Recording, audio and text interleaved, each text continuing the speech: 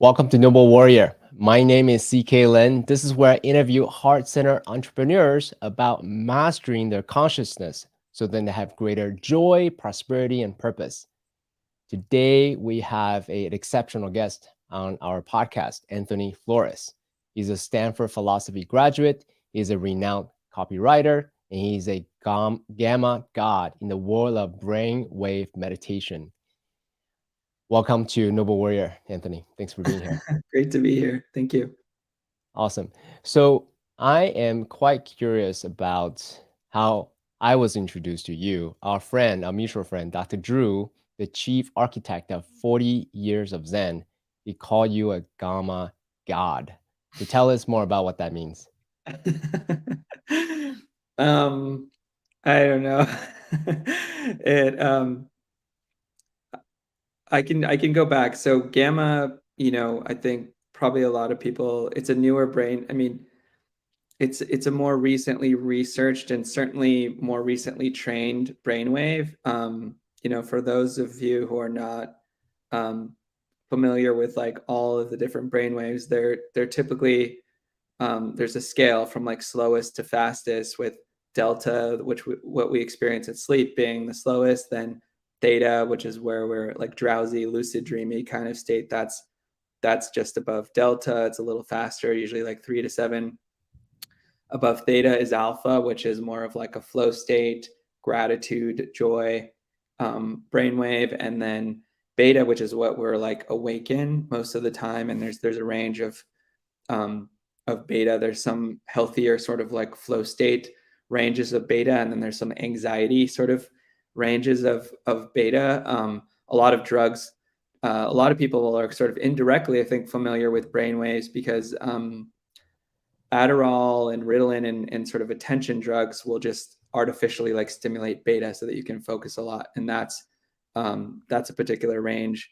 And then above beta is gamma, and that's like 40 hertz and above. And gamma is a very unique brainwave state in the sense that it's extremely electric and energizing and blissful, but it's mystical.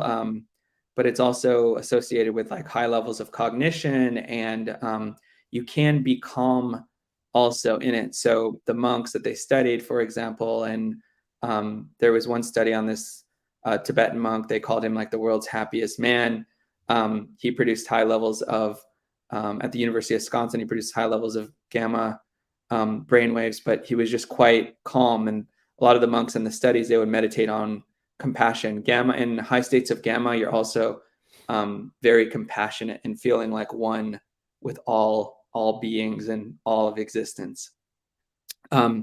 So that's some context on gamma. And then I hadn't really heard of it when I first got into neurofeedback and brainwave training. I learned about it through Dave Asprey, the creator of Bulletproof Coffee, and he had partnered with a company called BioCybernaut that was doing these intensives where for 1 week you would train alpha brainwaves, and then basically you would work with a therapist and you would do forgiveness work.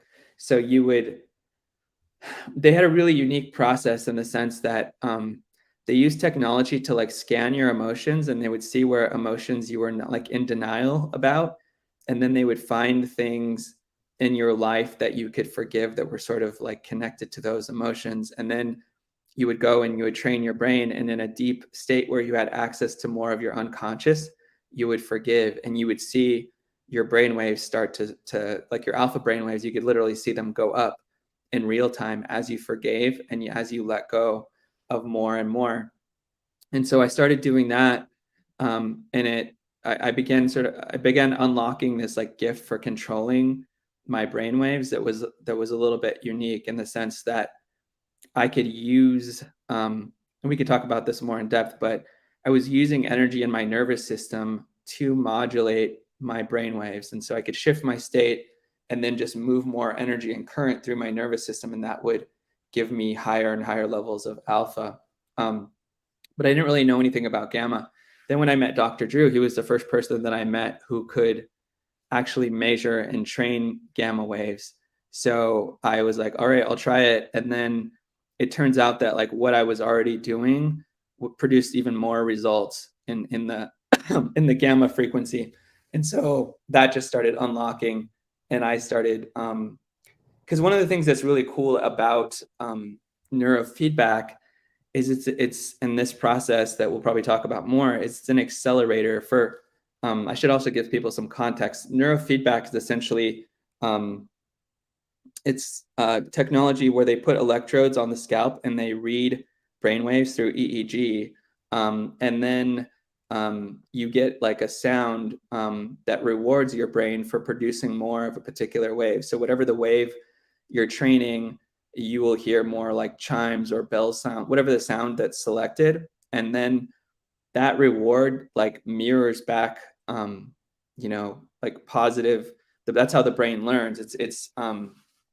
It's just one of the core behavioral models that the work is based on, and you see it. The brain, once it sort of locks in and it starts saying like, oh, if I produce more of this wave, I get more sound. It just accelerates it more, and it also gives you the ability. What I like about it is it gives you the ability to like try different things mentally and emotionally and energetically while you're in that training process, and you can see in real time what actually gives you more feedback, more sound, more of that brainwave. And then, can you pause real quick? When you say mentally, physiologically, can you say more about that? What does that mean? yes, because a lot of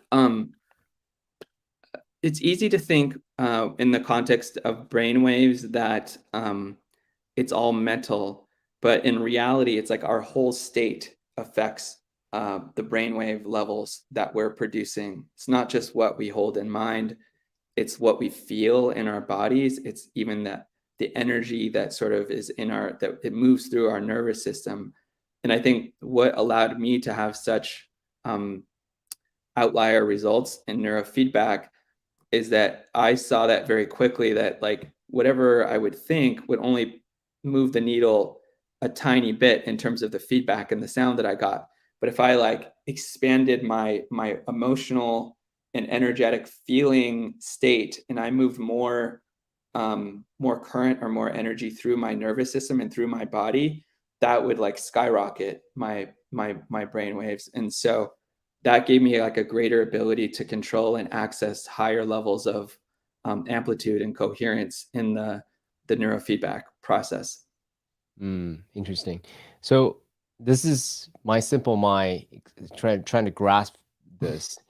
The phenomenology of emotional state, like say Mhm. joy as an example. Uh, there is a brainwave component to it, let's say gamma wave or whatever the Mhm. wave is. So rather than, hey, I experienced this, or we're measuring this gamma wave, and Mhm. in order for you to measure your joy as an example, as the outcome, Mhm. Yep. it's you can it's a cause and effect can also be flipped. So I can actually intentionally think about a joyous moment, a joyous phenomenon, and then also trigger the brainwave as well. Is that Yeah. what I'm hearing accurately? So it's cause and That's effect accurate. can cause Yes.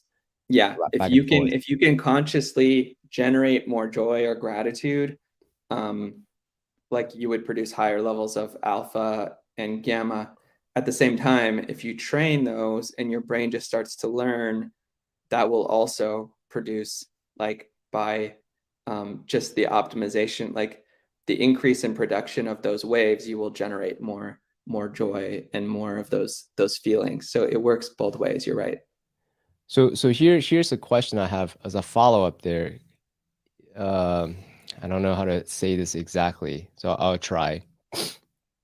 Um, is then putting yourself in, let's say, gamma wave more would Mhm. then sustain your joy. So, for example, let's say I have Mhm. a thought of children laughing, or this one time I went to Joshua Tree or Burning Man, whatever the case may be, is a joyous moment that is Mhm. a trigger for my gamma waves to fire, and then through the uh, repeated practice, then I can sustain that joy even without the initial triggering memory. Is that an accurate reflection, or is that Yes. too much projection? No, that's actually a huge insight that you're bringing up, and it's something that I've been considering more and more deeply because I think one of the keys to being happy, to performing at higher levels as a human being, um, if you believe in the phenomenon of like manifesting or attracting or however, whatever language, not everybody is comfortable. For some people, that's too woo woo. Some people, that's all they know. But there's science around that in terms of what we hold in mind in our state, sort of reflecting our reality and creating or manifesting. But part of so much of that depends on your ability to stay in a continuous state, your ability to modulate your state, and then even to be so strong in that state that I don't even think you hardly have to self-modulate it. It self perpetuates. And one of the things that I think one of the big gifts of brainwave training is your capacity to sort of remain in state more continuously and to in a more amplified way. As I've gotten more into this, like for people, let's just take for example, people who want like people hear, oh, if I hold something in mind and I feel like I'm already there, then that's the secret, like that, to manifesting like what I want. But most people, for example, it's very difficult for them to continuously hold in mind and feel what they are creating without getting distracted, breaking the state, the roller coaster of feeling up and down. But if you can control your brain waves, you can essentially stay in a high state more throughout the day and more continuously, and in theory have more creative potential to actualize like whatever you want, because you're not dipping in and out of the zone like a lot of people are, and your thoughts are more I believe that our thoughts are sort of a byproduct of our state, rather than a lot of people think of thought as the creator of state, and they certainly influence our state. But I think a lot of times our thoughts are just a reflection of the state that we're in. And if we can actually like raise our state, you'll notice that your thoughts can change almost instantaneously. So there's a few different directions we can go with this, but Mm. so two things. One was a leading indicator versus a lagging indicator. That's Yeah. one. The second one I wanted to follow down the rabbit hole is the different flavors of states. After Hmm. repetition or immersion of these states. So I'll start with the first. So what you're saying is. A thought isn't a leading indicator of a phenomenology of joy, as an example. It's actually a you experience this first, then it's a lagging indicator, then you have a thought. Is that an accurate reflection of what you said about that? Yes. Yeah, exactly. And I think I mean, it's an interesting one of the ways I think someone can verify that is a lot of times we see this in meditation, but we see this in life. We have a thought that we don't like, or we don't maybe feel is supportive or aligned with who we are, what we want to create. And then, but what happens is that we tend to identify with that thought and then analyze and dialogue and go in, and all the while it's sort of staying at the same energy level. And in general, we'll notice that the thought doesn't really, we're sort of stuck on a track of like like a dog chasing its tail. Um, Rumination. yeah, and Mm. what I've seen is that if I observe a thought that is like lower, for me, like you said, it's a lagging indicator of the state that I'm in. And then I have just the what I've been talking about in terms of developed the capacity to be like, oh, well, I can just energize my state more. I don't need to care. I don't need to give the thought any concern at all. I can actually just energize my state of being more. And then immediately what I'll notice is that that thought becomes irrelevant, and like new thoughts will appear on the screen of consciousness that have nothing to do with that, and that are much more supportive or aligned or in synchrony with what I want to create. And so that is yeah, I So think we're saying the same thing, but I'm just deepening the explanation. absolutely. I mean, that's why you're the guest. I want to understand how you think about this. So on the surface, though, some people may say, "Hey, but that's bypassing.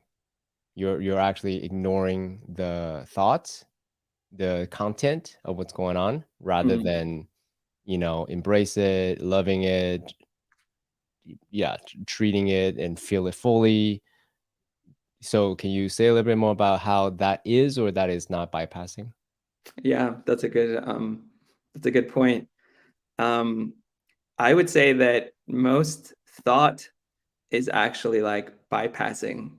I would Mm. say 99.9999% of our thought is actually emotional and energetic and like state bypassing, and that we get caught in this maze or like dog chasing its tail circle of analyzing and interacting with our thoughts as a way to avoid feeling what's going on beneath the layer of thought. And you don't always have to go like, I can have a thought that is low or um, uninspired or negative. And I don't have to immediately shift my energy into a high state. I can also say, okay, like what's beneath that thought? How do I feel beneath that? And then go into the emotion, the underlying emotional state that is beneath that thought, feel into that, feel that fully, allow that to transform or to alchemize. And then that will also transform the state that you're in, and then also produce new thoughts. My point is that thought is like almost never the thing to look at, and the content, especially like thought is an energy, and then thought has content. I think if you think of, or if you look at it more energetically and you treat it more energetically as a process versus as the content, I just think is mostly irrelevant. It Yeah. And so for all the reasons that I've explained, and I've made the most progress. And you really see that's where I like about this brainwave process and training process that I've been talking about, is that you really see there's no change in there's very little change, and it's like it's very brainwaves are suppressed when you're interacting with the content layer of thoughts. But when you address and you confront sort of the energetic of thoughts and the emotions, like I was just saying, and sort of the whole aspect of your state, that's when you have the breakthroughs, and you really see like your brainwaves will shoot up exponentially at that point. So there are a lot of different schools of thought when it comes to, shall we say, consciousness development, spirituality development, all these things.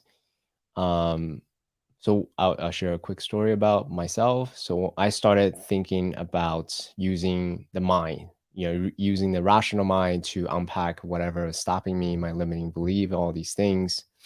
And the more I did it, useful, but not as useful as I would want.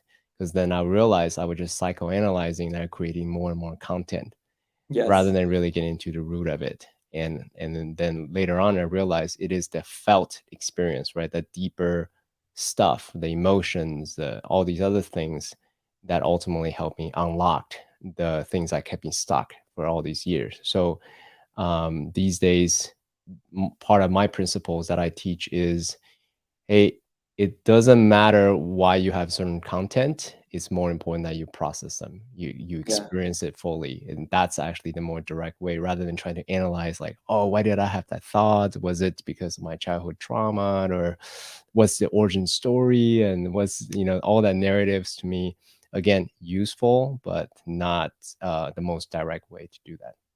Yeah, and you've um, we've talked about this a bit, but I know you have experience in like plant medicine and you've done research on that. And I think anybody who's done whether it's ayahuasca or MDMA or ketamine or whatever the those psychedelic compounds that they've tried, one of the things that I think to me is like very obvious about that experience or those experiences and like why they're so powerful is that I think it dials up our energetic and emotional sensitivity, and it sort of dials down our level of attachment to the content. I think most people walk around so fixated on content and so disconnected from the felt experience. And in a psychedelic experience, you're like, well, no, here's all like way more sensory information, way more energetic information, way more emotional information. And then all of a sudden, it's not like the content disappears, but then it's like you just see that the content just is such a one ingredient in this like vast recipe of like the experience. And so it's like it goes into its proper place in that way versus the way that it dominates the typical human experience, and then that allows for really profound experiences and breakthroughs. So well, let me actually go back to the bio that you sent me. You said that you have set records when it comes to brainwave, what do you call it? Brainwave meditative state. And Yes. well, number one, I didn't know that there's such a thing as a world record of sorts. That- It's I not a didn't know they world track. I mean, I didn't I know don't they think track it's those things. I don't think it's a world record. It's a record in so in a lot of these trainings that I'll explain it. A lot of these trainings that I've done, they have had really amazing people. Like one of the first one that I mentioned, BioCybernaut, has had like Tony Robbins and Jim Quick and really impressive people.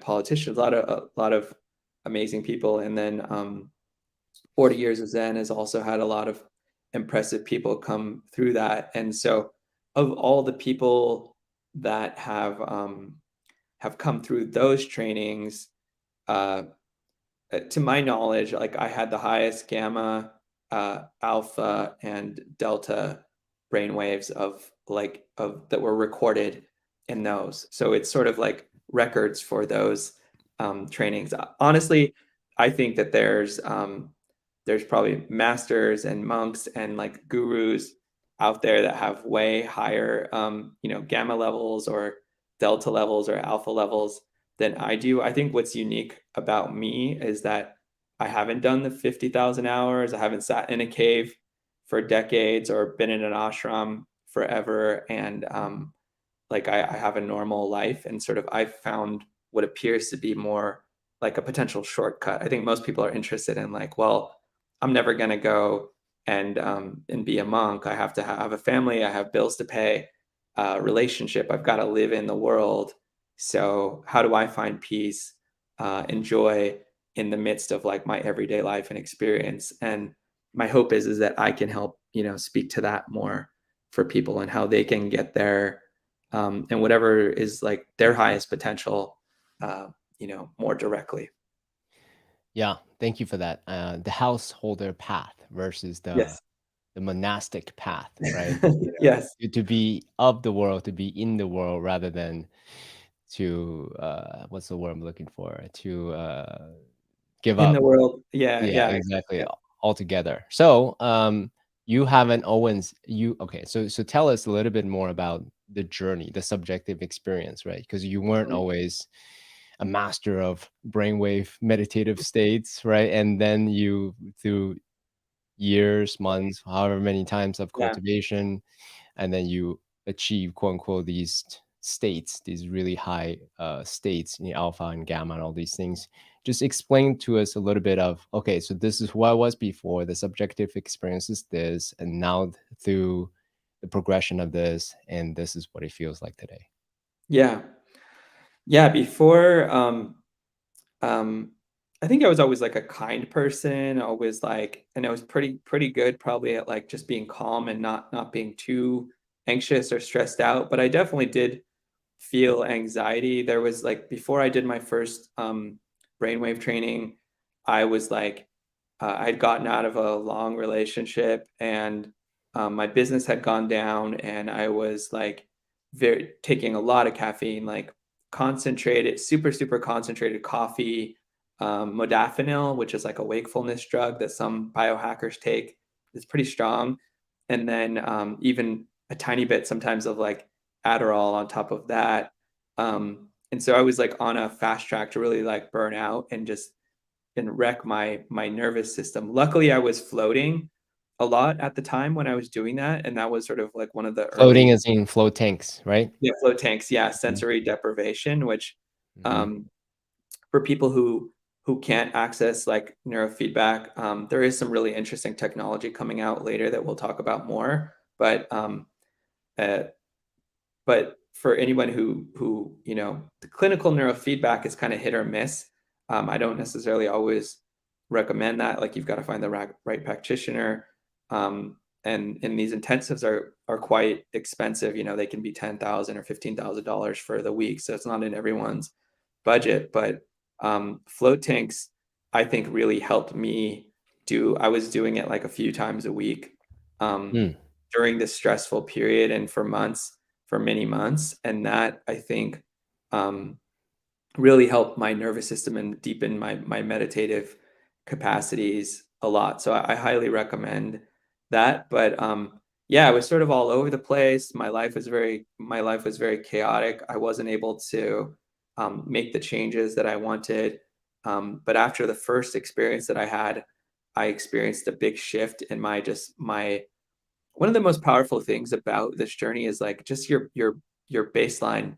It's one thing to be able to like control your brainwaves or go to highs, but what's actually more important is just having a higher baseline of joy, a higher baseline of gratitude, a higher baseline of peace or calm.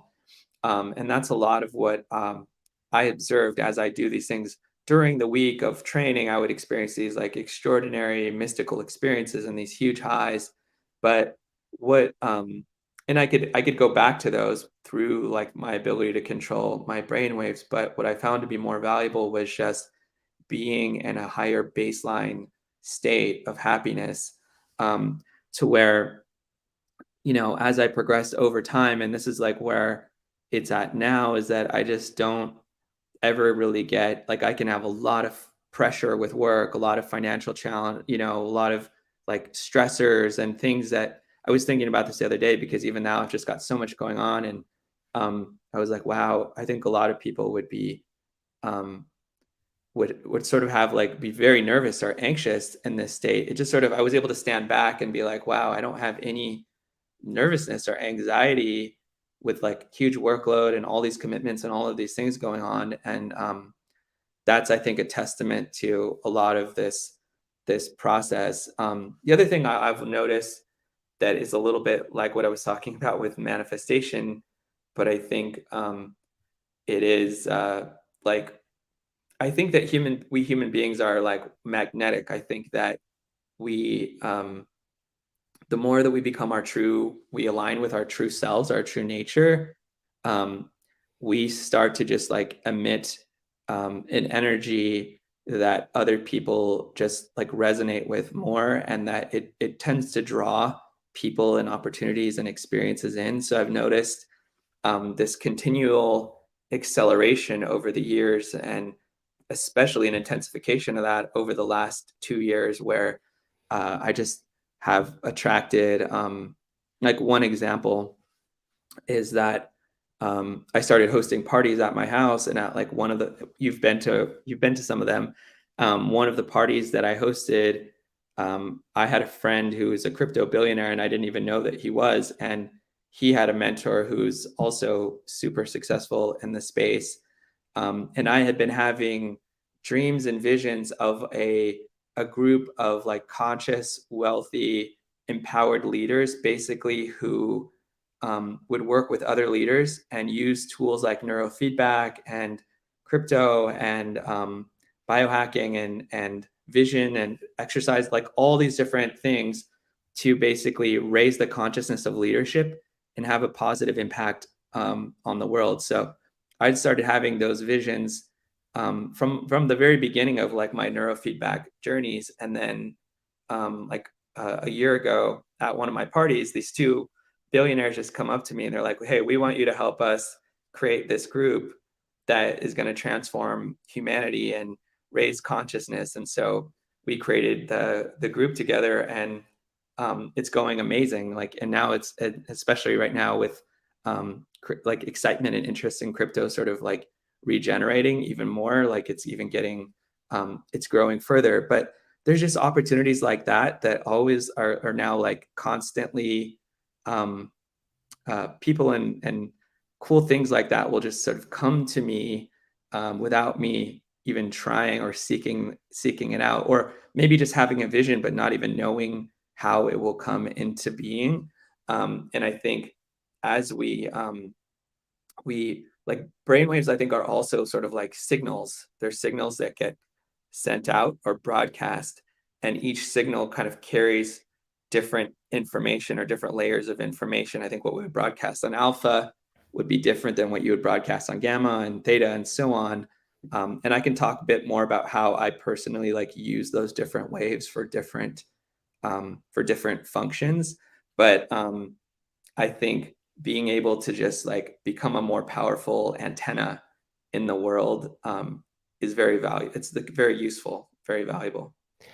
So, number one, let me just say, awesome. Then congratulations for the transformation from someone who is a everyday householder who is pretty calm but still has stresses to now Mhm. today where you can be, shall we say, equanimous, joyous, right? Mhm. Objective observer, even when the external stresses of everyday material life still is there, right? You can actually just watch, like, hey, I'm still thriving, even though there's a lot of stresses. That's Yeah. amazing. And also amazing that you quote unquote attracted these type of people in your life. Okay, so I'm there with you. I agree with you. And let me, now use the voice of a skeptic now. Yes. Hey, Tony, you're very blessed. Are you sure it's not confirmation biased, right? Retroactively say, oh yeah, this is why these good things are happening to me versus the causal relationship. Like, hey, I did all these things, and now I'm calling forth, I'm evoking these great opportunities that that's in your life. Yeah. Yeah. Well, it's interesting. I would say I'll give you a specific like how I would respond to that isn't necessarily universal, but I'll give you like a personal response that I think like illustrates like why I think it's more energetic and frequency um, based than everything is complex. So a lot of it is like actions that I took, the positions that I put myself into. It's never any one thing, but in the context of even this um, crypto consciousness group that I mentioned, um, I'm not like I'm getting better at crypto, but at the time I was like inexperienced and I didn't have crypto wealth or anything like that. And so what was interesting about these two really high level individuals in the space, like knowing that I'm not a crypto expert, knowing that I didn't have crypto wealth at all, why they wanted to make me like an equal part of what they're doing is it's like there's something that they sense on a consciousness level or an energetic level or on a happiness level or whatever you want to call it. I don't know the right word because everybody will have a different definition of that. But um, and yes, I have some like marketing skills and like some business skills. It's not like I'm just like sitting there like a Buddha in the corner just blissing out. But Right? You're a um, householder, yes. Uh-huh. yes, but it was largely it was largely about my there's just no other way to put it, like my consciousness or energy, or in terms of like that quality of being that I would bring to the group. And that's sort of my point. Whatever you want to say about like law of attraction or manifestation, um, the quality of being, like who we are, and like that cultivation of the being that we are from moment to moment, that determines so much of our reality and our experience, and ultimately the opportunities that we have access to in life, because people want to be around other people whose being makes them feel really good. And so if your being is like a joy to be around for people, they're going to want to include you in things, businesses, parties, masterminds, whatever it happens to be, podcasts that maybe you wouldn't be able to access if your being were like more were a cause of friction or didn't make people feel good. And all I'm saying is that I think a lot of, or part of what I'm saying is a lot of this work in terms of and some of it's plant medicine, some of it's brainwaves. And plant medicine, by the way, is like one of the most profound ways to also change your brainwaves. Like what I've seen in terms of research, and I can also say from my own experience, having done so much training, that it doesn't always require, like brainwaves are always present. So doesn't need you don't need technology to change your brainwaves. Just feeling gratitude in a moment will actually change your brainwaves. But a lot of the research on psychedelic experiences usually shows high levels of at least theta and gamma brainwave activity during the experience. And I've seen that for ketamine. I've seen that with ayahuasca. MDMA, I haven't really seen analyzed, but I imagine there's a lot of gamma and alpha and joy focused brainwaves. And so, yeah, it's a profound way to do the work. And all I'm saying is like, I just want to inspire people to keep doing that work and becoming more powerful transmitters in the world. Yeah. So, like I said, I was giving voice to skeptical, responses. My point I'm mentioning that is this. This is what I get, right? At Yeah. the end of the day, my job as a mindset coach is to support people to engineer their internal narratives, whatever their narratives may be. Hey, if they like law of attraction and this helps their life, Yeah. fantastic, do that, right? If they like how to win friends and influence people, be a high vibe person everywhere you go, fantastic, go do that. In Mhm. the end, I just want people to have a great life. So Yeah. this produce results, hey, go try it. If it works for you, fantastic, do it. So, um, I do want to dive in deep a little bit. Viktor Frankl said this beautiful quote. I always refer back to it. Between stimulus and response, there lies in a space, and in that space lies our freedom and growth. Yeah. Mm. Um, so, since you have quote unquote master brainwave states, you can be at high alpha or delta or gamma or whatever the case may Mhm. be. Um, what is that? You have a lot of options in between that stimulus and response. Yeah. Mhm. So how do you choose? Like, hey, I just want to feel transcendent, right? Like drink ayahuasca or, all day today, or, you have that finer control versus, Yeah. other people do not. So tell us a little bit more about, how do you choose? Oh, today I want to feel moderately joyous, but not transcendent, where I'm one with God and all, like, how do you like, what goes through your mind since you have that fine control? Yeah, that's a really good question. I mean, I think, I would say that over the last here's the interesting thing about my journey and my story as well, is that you could say with all this like brainwave stuff that I've done, is that like I have a supercar, like I've created all of this capacity. It's like a very sophisticated engine in terms of modulating my state. Um, but it's one thing to have that, like have that supercar. It's another thing to like know how to drive it. And so I still am very much in the process of learning how to drive, like how do I actually use all the gifts and use all of these capacities in a way that serves me in all of these different ways and that helps is helpful to others. Um and that's a learning curve. And just because you can tap into super super brain states, um, that doesn't mean that you don't have like it doesn't automatically clear. Well, I'll say this: a lot of the brainwave work will kind of put you face to face with traumas and with sort of like inner limits, and then you do have to feel through those and break through those if you want to keep going to higher levels. But Can you you pause can on get that real quick? Actually, yeah. in my mind, because I did with Dr. Drew, very, very brief, Mhm. sessions. He just hooked me up to effectively a video game with, to my brainwave, and then I can watch what it works. Yeah. And I'm projecting this, correct me if I'm wrong. Um, Based on what you said, there's probably some kind of prompt while you do that. Is that accurate? Or like how did you come up with The one confronting that being so face to face I with know this trauma? that I know the type that you're talking about, where you watch the video game, that's SMR. So that's like more of a flow state.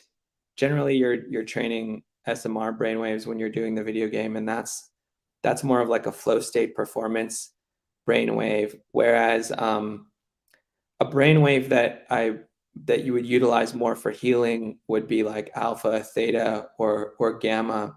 Uh, Gamma is a little bit rare in the sense that like people haven't developed protocols for utilizing gamma to heal, but like in alpha and theta, there are some existing protocols where you can kind of go back into your past or into trauma and then go through processes that will allow you to transform or uproot or clear or rescript things that happen in such a way that you you actually like heal on a deeper level.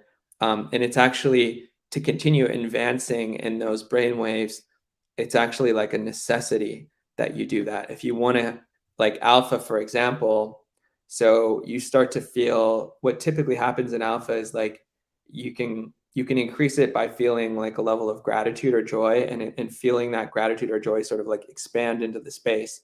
But what happens is that you'll start to hit a limit of how joyful or how grateful you can feel and how expanded you can feel.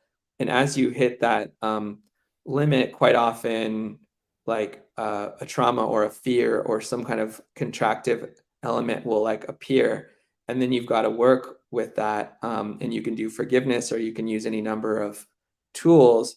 But if you actually work with it successfully in that state, then your level of joy and like you can actually see on the charts your alpha will go up. You'll go into like a more an even more expanded state, an even more grateful or joyful state, and part of the beauty um, that's part of the beauty of the work.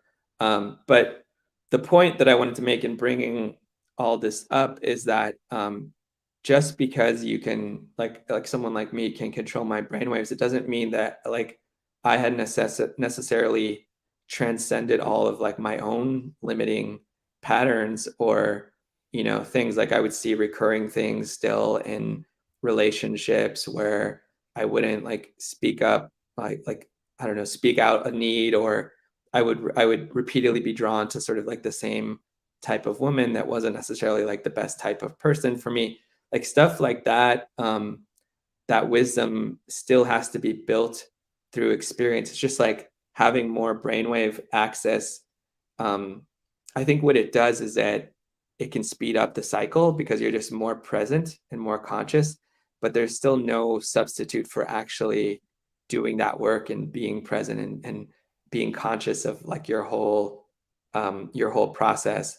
And so that's a that's a big part of my journey as well, and like where I put a lot of tension in the last couple months as I started to like really want to understand how I could utilize brain waves to manifest more, to actually alter reality and my reality in some way and have impact on, you know, more people and expand my vision of what's possible and to create more in the world.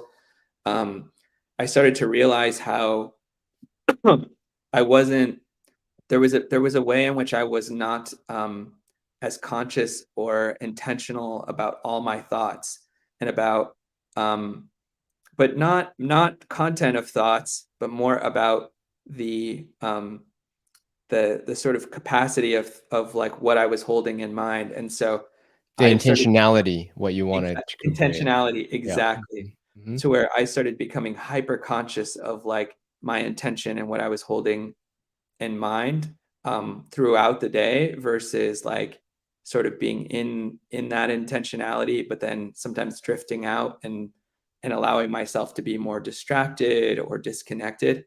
And what that has done has been really profound because then as you're in a state of more constant intentionality and about what you're feeling and the state that you're in and what you're holding in mind, that has allowed me to pull more on, you know, out from these like brainwaves that I have access to, and then I can utilize those where it's like, okay, I wake up and I'm like, okay, what do I want to create today? How do I see my day? Like I can actually go into a theta state and I can visualize the day as as I imagine it perfectly, and I can actually like live out the day for a few minutes in meditation in the morning, and then um, I can use alpha to like feel into like, okay, how do I want to feel? How joyful or how grateful do I want to feel? I can leverage like that gear. If we think about it like a gear to a car, I can leverage that gear as I need, and then um, with gamma I can, I mean, gamma does a lot of things. It sort of, it connects the hemispheres of the brain and it sort of weaves everything together. So when you have a lot of different things going on in your, in your, in your mind, but also in your body and in your nervous system and everything, going into a state of gamma will just like organize it all. And I think it allows you to take action on it and also download things, you know, as a writer.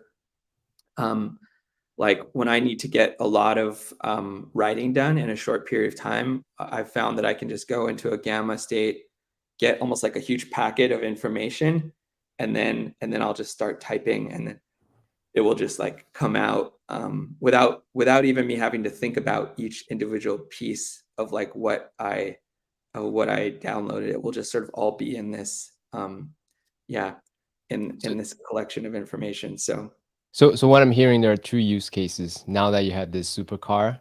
yes. First case, use case is before you start your day, you Mhm. envision what's your ideal day, and then you can essentially visioneer your day, by Yeah. putting yourself into a state of gratitude or joy or whatever the case. That's one use case.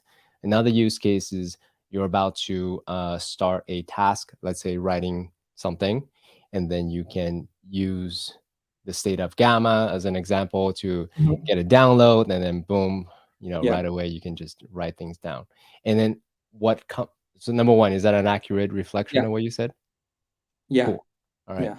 So what I'm also connecting is Tony Robbins calls it priming. So Mhm. by having this supercar, you can easily prime yourself to Yes. execute a specific task using a specific, gamma for creative State. writing Yeah. as an Yeah. example. Yeah. I Yeah. see. Like Tony, I think talks about getting into state a lot too, or something, some language to that, um, some language to that effect. And yeah, that's a really, really good use. Another thing that I will say, like I said, as I've become really fascinated by like how do we create or manifest things, and there's people that believe that um, like there's a difference between thinking of or thinking about something and thinking from. So we all have desires, but if you think of about what you desire, most people think about it, and I fell into this category of like I would think they think about it in a way that separates themselves from it. It's like I want it, but I don't have it, so I'm going to think about it in that way. And Striving. It's yeah, striving. I don't have it, so let me strive for it. Yeah, let me get that thing. Mhm, Like, how can I get it? What do I need to do to get it? Like that mhm. sort of all of those thoughts. Whereas there's a school of thought that believes that if you assume that you already have it, and then ask yourself and like actually utilize these capacities to say, how would I feel? Who would I be in that state? Like if I already had what I was creating, and I don't separate myself from it, but I assume that it's here now and that I feel as though it's here now, how would I feel and how would I live? Um, and that is a very different state than the separateness state of like wanting and striving. It's a much more energized, much more complete, much more at peace state, because you're not reaching and grasping. And it's sort of a paradox, because people think like, oh, but if I do that, then I won't be motivated to work hard or go after it or chase my goals or try to get this thing if I already believe that I'm there. But it's a paradox, because I think our system knows what to do, and when we feed it sort of that sensory input of like it's already here and that I'm not separate from it and it's not out there in the distance, but it's in my field now. And if you really want to get like really esoteric, like it's already exists in like another dimension, and that maybe it's just not like arrived yet in this dimension, and that um, but if you hold it in mind and in this energized state, and then this is where the reason I'm bringing this up is because you're asking, how do I utilize um, brainwaves? And one of the biggest ways I do them now is that, like, as I hold this feeling of like whatever I'm creating as though it were already here, I can use brainwaves to kind of stay in that state and stay energized in that state. Because I think what most people will find is, if they go into a state of like what they want to create, if they go into that state that it's already here, they'll feel amazing. They'll feel really high. They'll feel excited. They'll feel like grateful. They'll feel all these incredible things. But then what happens is that life, life hits, and they think, oh wait, like they look at their bank account, and millions of dollars are not in their bank account, or their their relationship is like not the dream relationship that they're holding in mind, and they're like, oh, it's not real, and they sort of like their state drops. But if you can actually continue, even in the evidence to the even in like light of evidence to the contrary, if you can like stay in that high state, that it's already here, and that you this feeling of knowing that like this is real. And this is like, it's an interesting game to play to yourself, but I've been experimenting with this lately. Can I just stay in that state more and more and more, regardless of like what's going around in my life or my world? And I've been utilizing like my access to brainwaves to sort of stay in in that higher state more continuously throughout the day. And it's been amazing. At the very least, I mean, a lot of new opportunities have come into my life, but what I'll say, one of the biggest changes is that, like, me being in this state of more just like infinite possibilities, and not cutting off the flow of like what's possible because it's like not realistic, like really just standing in that space of infinite possibility. Whenever I have communications about people, about their dreams or what they want to create or what they're doing, I'm bringing like so much more energy and possibility to like our interactions, our conversations, our experience, that they always walk away being like, oh my God, like I feel, and like people have had miracles, like people have had conversations with me and they like got new clients, or they got like $80,000. Somebody just sent them out of the blue, like really weird stuff that I think is a sign that, as we change our state and we live from a different state, like life around us reorganizes. Hey man, this is Noble Warrior. So you're speaking to someone who, again, right? The mental models. I'm right there with you. And again, this is my personal narrative. I used to came from the world of data. If there's no data, I don't believe it. So Mm-hmm. I was always in the mindset of striving, Mm-hmm. and that works to a certain extent, but it wasn't very fun. Yes. And now where I'm at today is, as you said, the reality I desire already exists. Who am I being so that I evoke or invoke such Mhm, reality to manifest? And so this is the way I rationalize to my logical mind. mhm. Hey, best case scenario, I got everything I want. Worst case scenario, I have a lot of fun doing it. Yeah, So you hey, still yeah, what's the loss? exactly. Fuck It's kind yeah, of let's like, go. it's kind of like, Pascal's wager in a way. Did you ever hear that in philosophy? So it was like, if you believe if you believe in God, and he exists, great, you go to heaven, and you didn't really sacrifice a lot. If you don't believe, if um, if you believe in God again, if he doesn't exist, then you haven't made a huge sacrifice. But if you don't believe and he does exist, then like the point is that like there's not a lot of with me, whether I manifest like a million things, a million amazing things or not, like that was sort of what I was also getting at, is that um, being you have a lot more fun because you're not feeling like in that striving, seeking, I'm incomplete, I won't be happy. Because so much of that process is like, I can't be happy until I get the thing.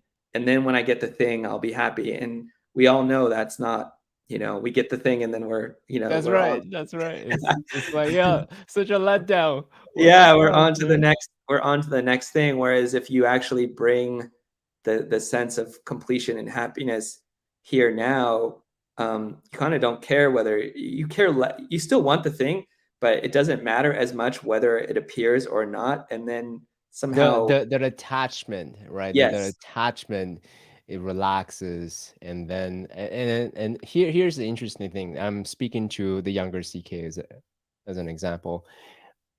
When the attachment relaxes, guess what? I personally, I make it personal, had more access to new opportunities that I just wouldn't see otherwise, new ideas that I wouldn't see otherwise, new innovative results or innovative thoughts like, oh, I never thought I can, instead of just this is the only way, now I can go this way, this way, this way, this way, infinite number of ways. So I'm not limited to just one way.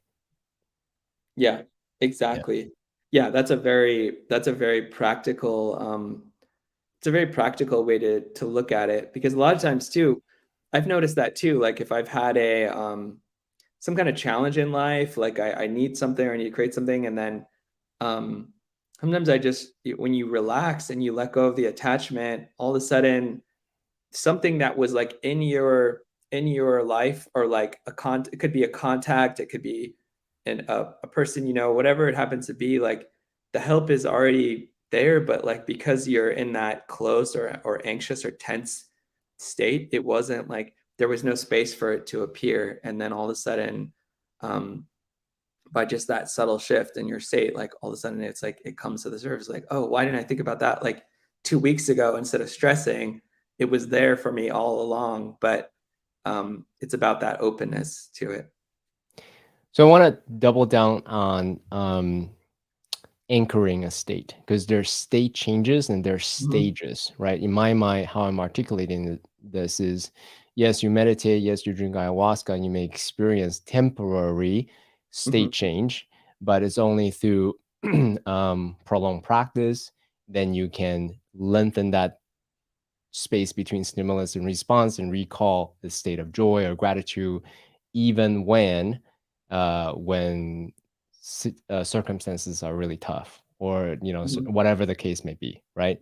So in your practice, now that you're more conscious about sustaining that state of gamma as an example, Mhm. what specific things are you doing to help you anchor that state so you can lengthen that time of gamma, or that way of high vibes or being or infinite possibility, all those things you Yeah, mentioned?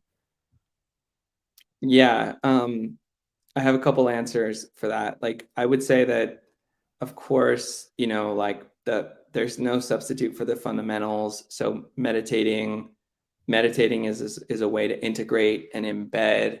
So, whatever you access, like um plant medicine or brainwave training or whatever, any kind of healing experience, just like consistent meditation or mindfulness practice will help integrate that more, or just make it more of like a deeper part of your being. I find that, like, for me, breath work is really powerful as well for like reactivating like gamma brainwaves in particular, especially like the faster types of breath work, like this huff and puff kind. I'll send you some examples. I don't know if you have show notes, but um, we can put some examples for people. But that's one of the ways. I mean, I've explored so many things. One of the but the idea of anchoring to me is also um, it's a deeper question, because I think there are ways that we can how can I put this into words without getting too esoteric? You can go as esoteric as you like. I think that like gamma is one, but all brainwaves give you access to sort of what like Joe Dispenza people call like the field of consciousness, the field. And we have our own fields, and then we have like shared fields with people. And I think that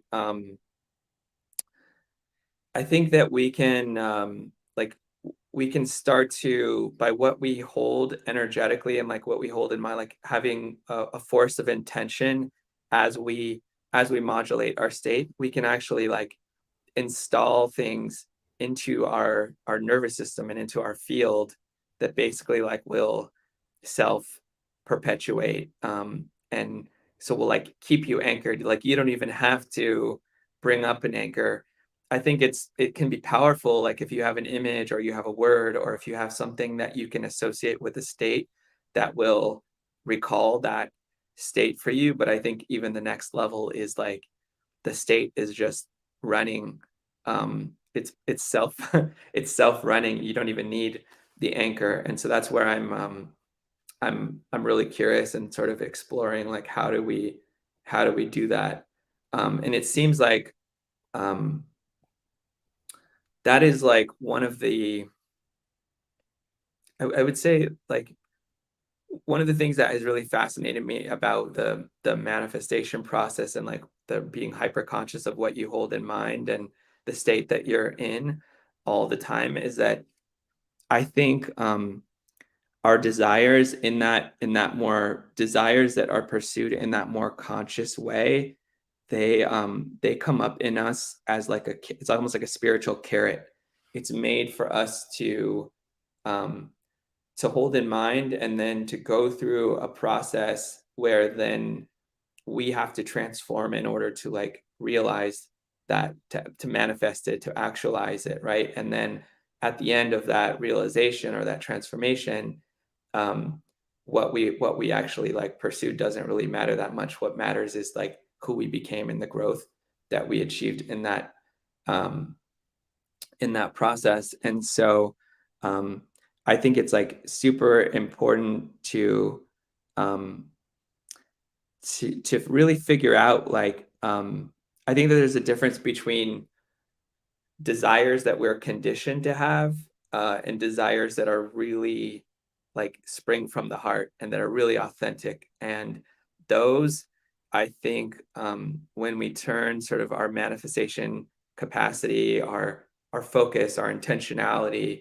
our state, our ability to feel, all of those things, and we direct it at something that is really comes from our heart and is really inspiring to us, I think it becomes a super powerful vehicle for self actualization that will take you through all ranges of like experiences and opportunities and serendipities that will cause you to grow in ways that wouldn't be possible if you didn't pursue that desire. So that's why I've become so interested in quote unquote manifestation. Is not about what you get, but about the process as a catalyst for growth and awakening. Yeah, I mean, at the end of the day, it's not about the thing that we want, right? I mean, yes, the thing that we want give us, at least again, I'll make it personal, gives me a Mhm, very short-lived satisfaction. But ultimately, what I care about today is who am I being mhm, in that? Am I being joyous? Am I being inspiring? Whatever the case may be, like whoever's watching and listening, yeah, to me, that's the more important because, as they say, people are not going to remember what you do or what you say. They're going to remember how you make them feel. mhm, So, who you be, in my mind, is the most powerful source to that.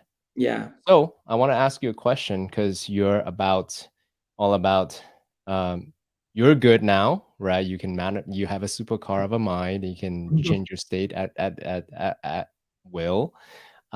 Now you want to build community that helps, perhaps in a more scale way, to shift consciousness. What's the mhm. dream? Can you tell us a little bit about what you're building with these crypto guys and what do you want to do and all those things? Yeah, I'm working on a lot of things. Yeah, the crypto group, it's called the Conscious Wealth and Influence Collective. That is one dimension.